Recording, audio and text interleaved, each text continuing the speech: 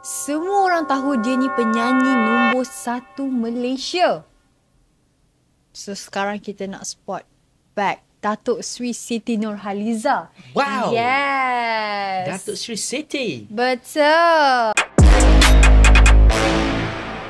Saya rasa video ni akan ada question. Kenapa? Nanti Datuk Sri Al-Syukri tanya. Bukan aku.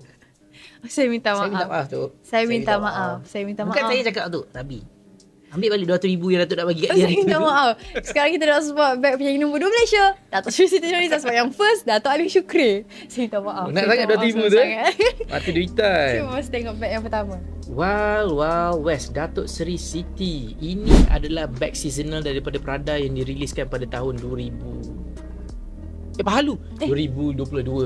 Okay, sekarang dah tak jual lah. Di seasonal ni, okay, apa beza evergreen, seasonal, limited edition, benda-benda. Evergreen sentiasa ada. Okay. Seasonal tak selalu ada. Tapi di limited edition tak.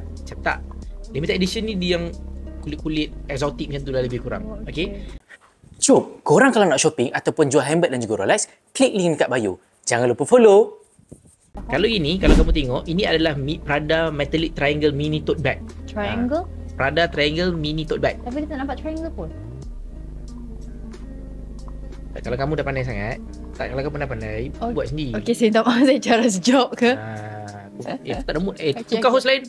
Panggil yang lama tu. So, okay, bag ni tahu tak kenapa dia mahal sampai 12,000? Kenapa? Nak dapatkan efek gloss metallic macam ni, dia kena gunakan fosil. Fosil tu di heat press dekat leather kot. Tapi macam tu lah, faham tak? So, dia punya technical tu agak susah. Sebab kamu nak dapat kulit macam mana? Warna chrome. Macam mana? Tak jawab lah. Macam mana? Collect lah. Tak, jawab lah.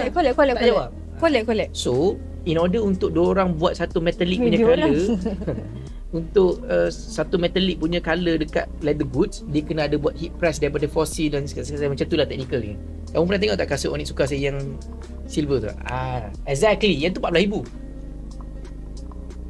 So, harga beg Datuk Sri Siti Prada ni harga dalam RM12,000 sahaja.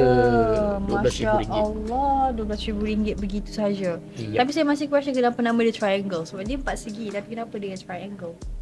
Ini triangle kan? Oh, dah dia beli rupanya.